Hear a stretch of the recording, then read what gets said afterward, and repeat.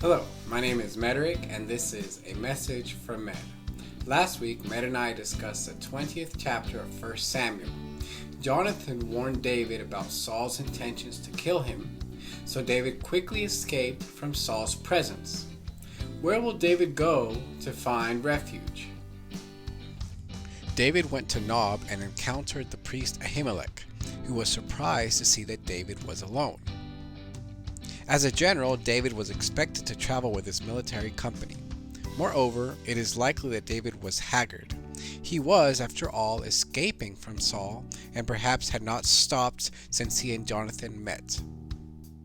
David lied and said that King Saul had charged him with a secret matter, and that he would meet with his company later. David then asked Ahimelech if he had food, and Ahimelech replied that he had holy bread, but that he could only give it to David if he and his men were pure.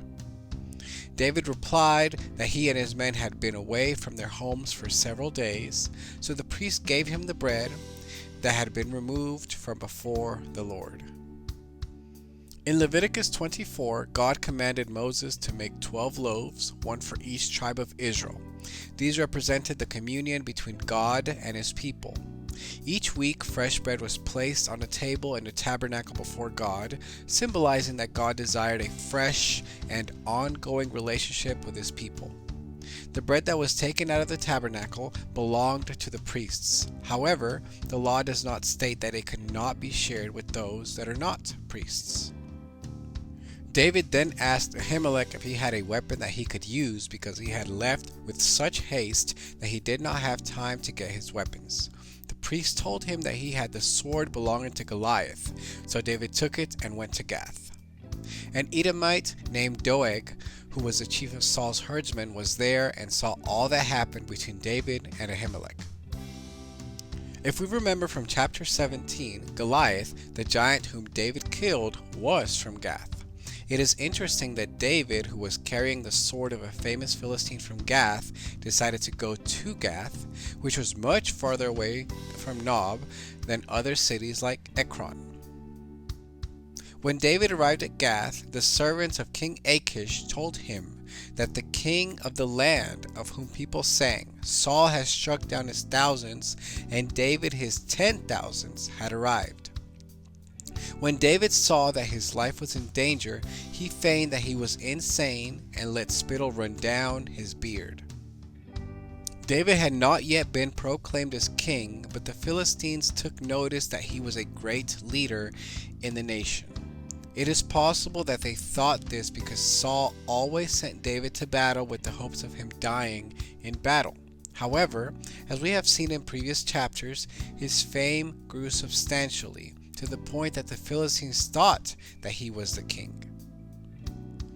In this culture, it was important to maintain one's beard, so allowing spittle to run down his beard was a definite sign that David was truly insane. When King Achish saw David, he said, "Do I lack madmen that you have brought this fellow to behave as a madman in my presence? Shall this fellow come into my house?" David was desperate and knew that the best place to find refuge was in the house of God.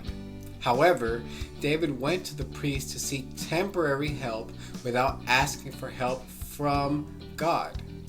He asked for physical food and tried to find out if there was any weapon that he could use.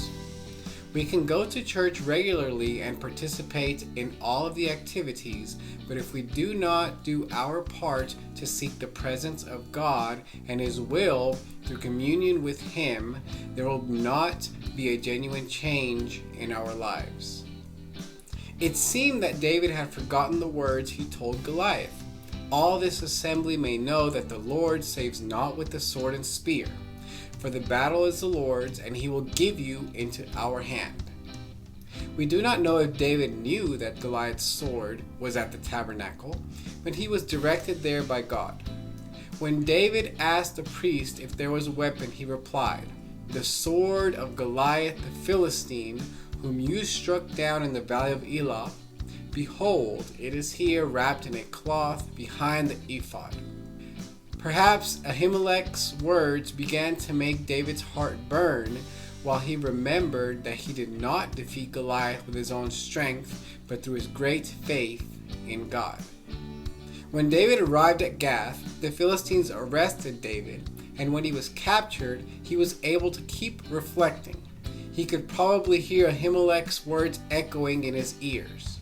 The sword of Goliath, the Philistine, whom you struck down in the valley of Elah. David allowed God to keep restoring his heart, and he wrote Psalm 56. David exclaimed, "Be gracious to me, O God, for man tramples on me. When I am afraid, I put my trust in you. What can flesh do to me? This I know, that God is for me. In God I trust. I shall not be afraid. I must perform my vows to you, O God. I will render thank offerings to you. For you have delivered my soul from death, that I may walk before God in the light of life." After being cast out of the presence of King Achish and saved from a moment of great danger, David wrote Psalm 34. "I will bless the Lord at all times. His praise shall continually be in my mouth. I sought the Lord, and he answered me and delivered me from all my fears." It seems as if David had repented from having lied to the priest, for he said, "What man is there who desires life and loves many days that he may see good? Keep your lips from speaking deceit." Finally, David said, "The Lord redeems the life of his servants. None of those who take refuge in him will be condemned." Many times we become upset because God allows bad things to happen to us. But many times this is the only way that God can get our attention long enough so that we can reflect and turn to him. It does not matter how dedicated we were in the past. If we do not seek to maintain our relationship with him, if we do not maintain a fresh batch of bread before his presence, we will likely encounter the same circumstances as David. He allowed the responsibilities of the kingdom to keep him from maintaining his relationship with God. And when the trials came, he forgot who had helped him up to that point. Thank you. God bless.